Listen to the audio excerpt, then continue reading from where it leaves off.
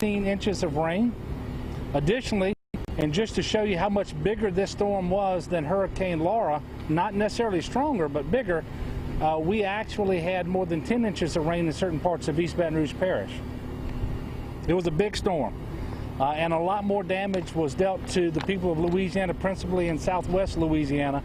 And I do want to stop here and just let all the people here know that we're aware of that. Your local elected officials standing behind me impressed upon me just how much this area of our state's been through, and certainly we are aware of that. And I can tell you, we working with all the local elected officials, all of the folks here on the ground, but also with our federal partners, we're going to work as hard as we can, as fast as we can, to get everybody's lives right side up again. As if Hurricane Laura wasn't enough, we had to have Delta come through last night. And I want you to know that even though it was 2 named hurricanes, the law in Louisiana only allows your homeowner's insurance companies to charge 1 hurricane deductible per calendar year. And so for those of you who may be looking, understand that you'll only have to pay 1 hurricane deductible no matter how many hurricanes actually damage your home, but it's 1 deductible per calendar year. Obviously, the hardest hit areas were those that were closest to the storm at landfall, and those include Cameron and Calcasieu, Jeff Davis, Allen, Vermilion, and Acadia. Make no mistake about it, while this storm wasn't as powerful as Hurricane Laura, it was a very powerful storm, and it dealt lots of damage. And one of the challenges we're going to have is distinguishing between the damage that was caused by Hurricane Laura and that what was caused overnight by Hurricane Delta. You know, we have tens of thousands of Louisianans today who are hurting, and we need to lift them up, both in prayer, but also by our deeds. And I want to tell you, I continue to be inspired by the resiliency and the goodness of the people of Louisiana. All the folks who are volunteering, even as we speak, 1 day after the storm, just tremendous. That's something that Representative Romero and Senator Abraham were remarking about, just the goodness and decency of the people of Louisiana. We know how to be good neighbors, and that really is inspirational, and it's going to make a big difference as we continue to recover. I want you to know that the National Guard is working. We have more than 3,000 National Guardsmen on duty right now, working in active support of emergency operations. They're already engaged in points of distribution with commodities. Available today were 1.5 million meals, 1.5 million bottles of water, 48,000 bags of ice, and 31,000 tarps. All that is on hand to be distributed over the coming days as requested. They're also engaging in route clearance and emergency operations, security, generator missions. They provided LNOs to parish offices of emergency preparedness. They performed search and rescue. And I will tell you, there have been people who've been rescued because, as you know, this storm was a little different. A lot more water this time, and there was standing water. There were people who had to be rescued as far north as Rapides Parish. And this happened because of the National Guard. It also happened because of the State Fire Marshal's Office. Coastal Protection and Restoration Authorities reporting that all measures that were put in place in low-lying areas where there were gaps in the levee protection systems, they were successful. So whether we're talking about St. Mary Parish, Terrebonne Parish, Grand Isle, CPRA officials are down in Cameron Parish right now as we speak. In the Rockefeller Wildlife Refuge area, looking at how we're going to best dewater. We're going to ask people to continue to monitor 511la.org for real-time information about road closures and road conditions.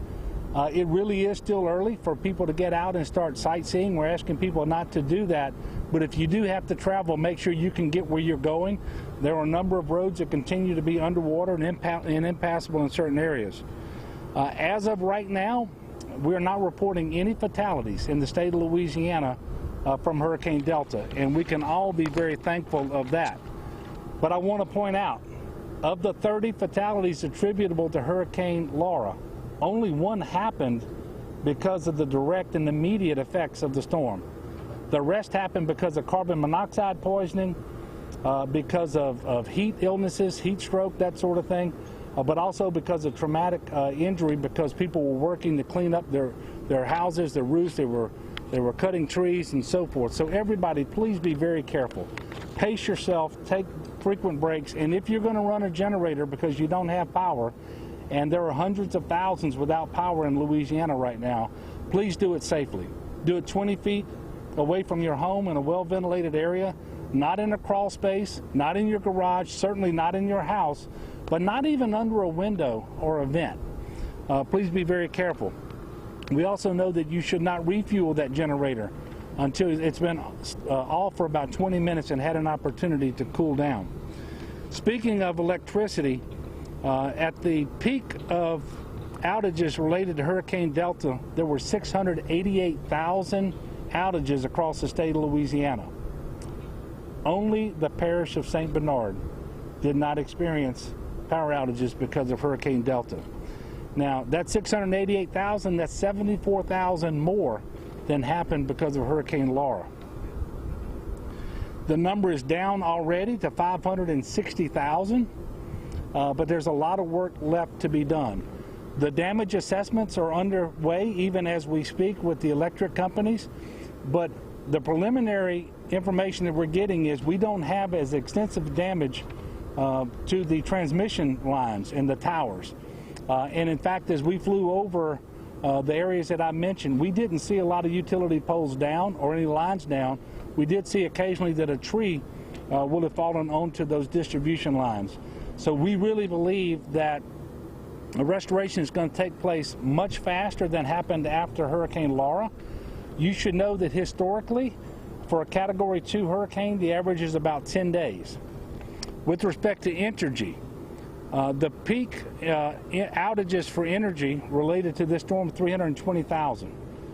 To put that into perspective, that's 50,000 more energy customers without power than Hurricane Laura. But of the 320,000 outages, they're already down to 237,000. And they're going to continue working to restore power just as quickly as possible. And I want you to know we have thousands and thousands of crewmen all over the state of Louisiana working to restore power. And as power is restored elsewhere, many of those crew members and those assets are going to be directed to Southwest Louisiana to make sure that we get everybody back up and running just as quickly as possible. This morning we had almost 10,000 Louisianans in shelters. The vast majority of those continued to be sheltered because of Hurricane Laura. And I will tell you, 6,000 or so in Louisiana hotels, a couple thousand still in Texas hotels. The rest were people who were sheltering because of Hurricane Delta. More than 800 of those individuals actually ended up in the mega shelter in Bastrop, Louisiana. If you have any information needs related to sheltering, please text LA Shelter to 898-211. That's text LA Shelter, that's one word, to 898-211, or you can call 211. We are in active discussions with all of our federal partners to bring every available type of assistance to the people of Louisiana. That includes disaster food assistance that we want to make available. We're going to have more details pretty soon, but assuming that we get the opportunity to run another round of disaster SNAP, DSNAP, we are encouraging people to go ahead and pre-register, and you can do that by texting LA DSNAP to 898-211. That's LA DSNAP to 898-211. And if you pre-registered, that is still not the same as applying. So if we turn on DSNAP for the parish that you live in, you will then have to go back and actually apply so we can verify your eligibility. A little bit of good news with the weather is for the next 7 days we're going to be dry. And the weather is going to be relatively good and should be cooling off by the end of the upcoming week. And so people will have an opportunity to clean up, hopefully get their roofs repaired or at least get another tarp up. And we're going to try to turn back on the Blue Roof program that was administered previously by the Corps of Engineers, so that people can take advantage of that. And if we're successful, you're certainly going to get more information about how people go about applying for participation in the Blue Roof program. I do want to thank all of the people standing behind me and people all across the state of Louisiana. These are some tremendous public servants, dedicated. We have mayors here today from Welsh and Jennings and Lake Arthur. We've got OEP directors from Calcasieu Parish. I mentioned the state senator and the state representative already. And I want to thank the state agencies that are represented here. And we also have the FEMA Region 6 administrator out of Texas, Tony Robinson, who's traveling with us today, and he's been embedded with us in Baton Rouge for the last few days. And again, we're going to try to bring as much assistance as soon as possible to the people all across Louisiana, but principally the southwest Louisiana.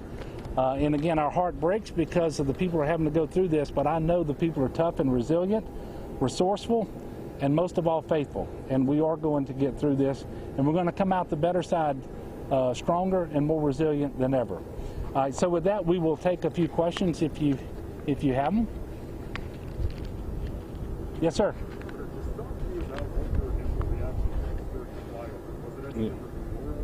Yeah, well, obviously Laura was much more destructive in terms of the wind damage, and that was very obvious as we flew over, starting from Lafayette, and really the whole flight that we had here to Jennings, and then the second leg where we left Jennings and flew out over Lake Charles and back.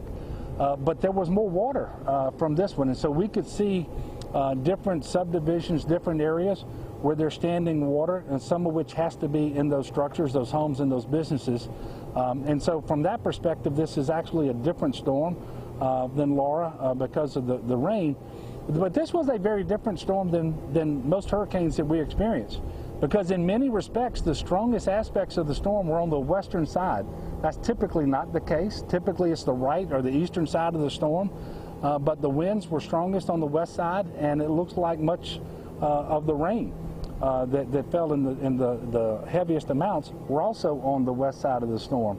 But I will tell you, it was very heartbreaking to see how much work had taken place for many homes and businesses, for example, to repair a roof. And they've already started the repairs, and they had all of their materials on hand, and now the repairs themselves, in many cases, have been undone. The materials are just scattered about because of the wind. Again, it's going to set us back, but it's not going to dictate our future. We're going to make sure that we recover just as quickly as possible, and I know the people are going to continue to work hard. Yes, ma'am. Governor, obviously this is a very unique situation for Southwest Louisiana, where they've dealt with 2 hurricanes in 6 weeks. Now there are residents in Southwest Louisiana that were still waiting for assistance leading up to Hurricane Delta. What do you say to those residents that now their homes have been damaged even more? And Well, obviously we want them to continue to, if it's working with their homeowners insurance, continue to do that. If it's working to make sure that they get assistance that they may be eligible for through FEMA, that they continue to work towards that as well. You know, it wasn't just the repairs that got halted. We were in the initial stages in many cases of making temporary living arrangements available to people, and we had to halt that because of the storm. We were actually bringing people back from those non-congregant shelters in the hotels in New Orleans, but there's one in Baton Rouge and Lafayette as well, but 10 of them in New Orleans. We had to halt that. We've got 2,000 people that were in Texas that we were in the process of bringing back. We had to halt that. And so all of this is just very difficult. It is going to set us back a few days, but we're going to work as fast as we can, as hard as we can, to catch back up and get people's lives right side up again. But we do. And so if they believe they're entitled to some assistance that they haven't received, we need to make sure that they are making us aware of that, working through the Office of Emergency Preparedness, making sure they're registered for help with FEMA and so forth. And then again, we have homeowners out there who may be worried that they're actually going to be exposed to 2 hurricane deductibles. That's not going to happen. It'll be 1 deductible per calendar year, even though we've actually had 2 hurricanes. Anything else? Well, thank you for continuing to cover this, and I do want to finish up by reminding everybody that as inconvenient as it is, We are recovering from these storms now, Laura and Delta, in a COVID environment. This public health emergency is not going to take a break just because we had 2 natural disasters. And we don't want to follow that up with increased transmission deaths. So I'm encouraging everybody to continue to engage in the mitigation measures that we know that work. That is wearing your mask, keeping social distance of at least 6 feet. Do those things when you're with people who are not part of your immediate household. Make sure you're washing your hands frequently. And if you're sick, stay away from others. Stay home. And then lastly, let's all make sure that we're taking care of those people who are most vulnerable. Those people who are 65 and older, those people who have the comorbid health conditions like diabetes, hypertension, kidney disease, heart disease. We know that they are predisposed to have a poorer outcome should they contract this particular disease. So let's continue to be a good neighbor in that respect as well. Wearing a mask, protecting others, making sure that we don't accidentally transmit the disease to them, that is being a good neighbor. So let's do that. Let's continue to lift one another up in prayer, and we're going to be working with you all, with our federal partners and our local partners, just as hard as we can, as fast as we can, to make sure that this recovery happens. So God bless and thank you so much.